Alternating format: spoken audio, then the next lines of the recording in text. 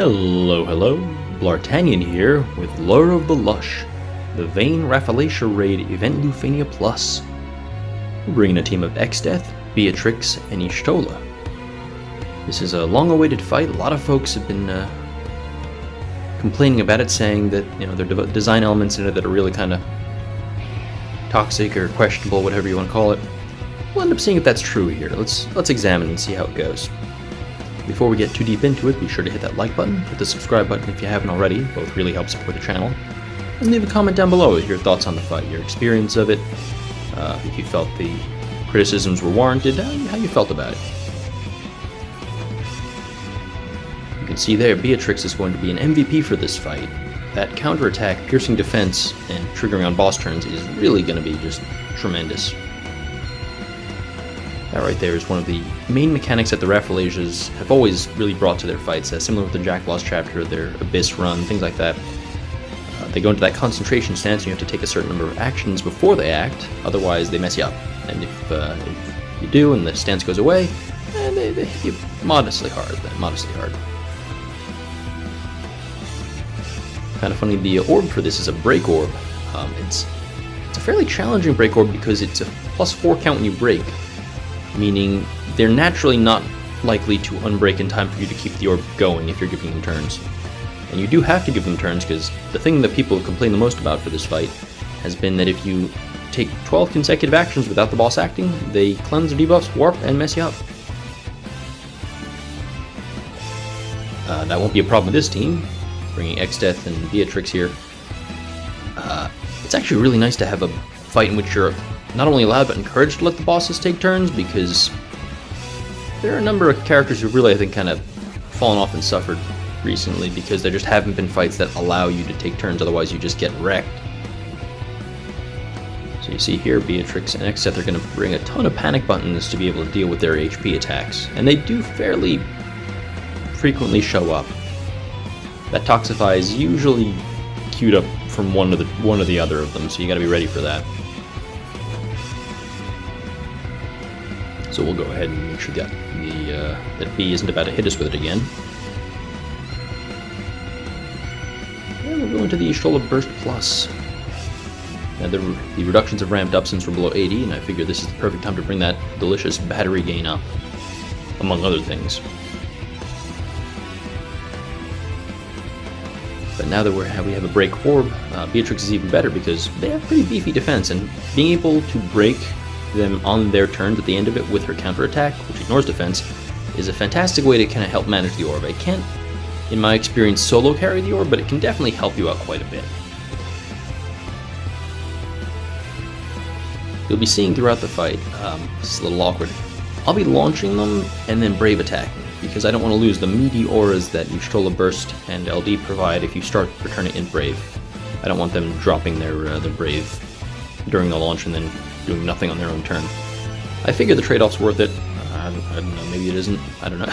This team luckily doesn't need a perfectly optimized run, so we'll see. If you feel like doing the science, go ahead and do it. I'm good. You see here, back-to-back Toxifies looks like, so it's a good thing that Beatrix and Exdeath are able to turn those off. Wonk. There we go. 400k. Luckily, this team has a ton of battery to make sure each party member is starting with enough brave to get those meteors. Meteors. That's not. Sorry, this is a Golbez on the brain apparently. That's some solid damage. Enjoying that blue bez. And despite all our HP protection, we end up taking a meaty attack there. But we also have Y'shtola. Oh, something I think already happened, I forgot to mention. If you're going to use something like Beatrix off-turn damage, take off your evasion passives, because I actually ended up missing out on a counterattack because of a, you would say, lucky dodge under other circumstances, an unlucky dodge, and that ended up putting us behind as far as keeping the breaks in check. But that's just something to keep in mind if you're going to be using a strategy like this one.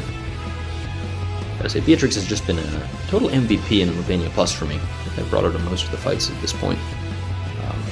She has good on-turn damage now thanks to her full enchant and the brave damage up from rare LD and all that. And the added utility of a defense-piercing counterattack, plus follow-up attack, with splash damage has just been absolutely wonderful.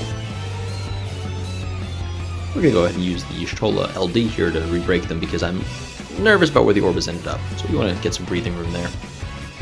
You'll see that, even with Beatrix providing those excellent counterattacks, you do need some form of re-breaking to kind of keep the orb in check. Obviously, Vayne in his own event is going to be good for that, provided you don't go full monkey brain and try to zero-turn them. I think that's where people were getting tripped up, is they're used to, like, oh, Vayne's a rebreaker who takes consecutive turns. That means zero turn, and I know I'm not the only one who's been kind of shouting from rooftops about this, but you're allowed to give the bosses turns. Maybe not in every fight, more lame brave attack launches. But if the boss punishes you for taking a bunch of turns, that's not a questionable design. That's the way that fight's supposed to go. Not every fight is supposed to be a zero-turn stomp fest, otherwise this game would get very stale very quickly. Imagine if I was... I can't imagine if I was still using Cloud Kais and Dark Knight Cecil for this content. They were very fun when they were here, but like, if I was still using them this many months later, I feel like I'd be bored out of my mind. Oh, Blade Beam again. Okay, finishing touch. Valiant Blow. Okay, there we go, Sky High. Like,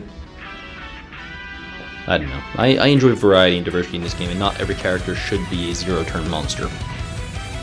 Not every fight shouldn't require that. But anyway, that's enough pontificating about that. Enough people have talked about this subject. We brought an ace at this point, you'll see. I also used Yuffie Call. I just wanted some additional form of defense down that took one debuff, and I've been defaulting to Yuffie lately. I guess Jack would have been better since they're probably not going to get that many more turns, but I figured 6 turns versus 4 turns, that was my logic there. Especially since the speed down I figured would help with something? I don't know. Looking back on it, maybe Jack Call would have been better. Who knows? But we got the Ace Friend here. If you haven't used Ace Friend, and I'm pretty sure you have by this point, he's quite the wrecking truck. We'll be taking advantage of that. Go ahead and quickly use Stone to stall out a rebreak there, because that orb is once again getting dangerously low. Both of those orbs, that's scary stuff. Goodness. We actually got a lucky dodge there. No counterattack, but that was what I was talking about, but I think Aggravate Plus would have sent Ace to the Shadow Realm at that point. Although in hindsight, that might not have been the worst thing. Oh well, like I said, take off your evasion passes if you're running a counter-based character. So you see the orbs are once again getting hilariously low. You'll see there, yeah, he's got knocked back. We're relying very heavily on Beatrix to keep us alive and sane here. Going into the Y'shtola burst phase now. Probably could have done this a turn or two earlier. I was getting overly comfy with the turn count there, which I thought was 60, but I think it might be 50. That might be a 50 turn count. If it is, yeah, I was playing a little more dangerously than I realized. Anywho, something I love about Y'shtola burst phase is the amount of utility you have within it. You have heals, multiple sources actually, if you really need to. Shouldn't. You got delays, you got rebreaks, or you could just do damage and battery. Like, it's all good. And of course, the burst effect itself is pretty great. Damage, not so much. No, it's not the flashiest burst phase. I think a lot of folks tend to gravitate toward burst phases where the final number is in the millions, but I know I like a button where you press it and then you have several turns to kind of fix some problems and mistakes you may be dealing with.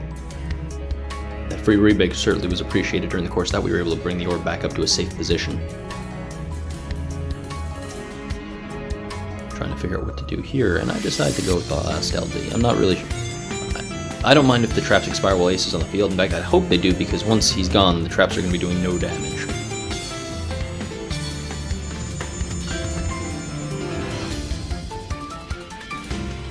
And, once again, Beatrix showing her worth keeping them broken. It looks like we have a scary all attack, so I'm going to go ahead and actually let A go. In order to keep that, in order to let that orb rebreak happen. There we go, and it'll give us an extra tick of blind stud, so that was not bad. That was the thinking there, I'm not attacking him. Now we'll go into the summon. This was a mistake, probably. Ace jumps 2 turns ahead when I used his skill 2. I should have just used like his EX or something, because he's going to be leaving the field way sooner than I wanted to, because I wanted those last 5 ticks to happen on the boss. So I'm kind of torn now. I don't want to waste summon turns just proccing Blind Stud, but I guess it's probably better than bringing back Exdeath with these useless Blind Stud debuffs on them and not doing any damage, right? It was kind of annoying. Anyway, we, with one of the Blind Studs gone, we bring back Exdeath. It reminds us that the laws of the universe mean nothing. Keep that in mind, it is important. Many folks often take that for granted. Keeping them broken, we're almost to the home stretch now. Here we have, it looks like we have 3 turns to go if that 50 turn count is to be recalled. Luckily, we are chunking them now. We got that burst attack still in effect. Exdeath doing great damage on his turn, Beatrix doing great damage on her turn, and our off-turn damage, as you can see here, is just tremendous. Exdeath keeping us safe with his EX, Beatrix blowing them up with a max damage counterattack. Sadly, we don't get the same effect in the other one, but it's okay. You told us here to take us home. And with that, we have beaten the Vayne raid. I thought it was pretty fun, honestly. I enjoy kind of enemy phase teams like this. Of course, I love Exdeath. Oof, on the dot 50 turns, my god. Okay, I was cutting a bit close there. Jesus. Anyway, I hope you enjoyed the video. Thank you for watching to the end, and I will see you in the next one. Adios.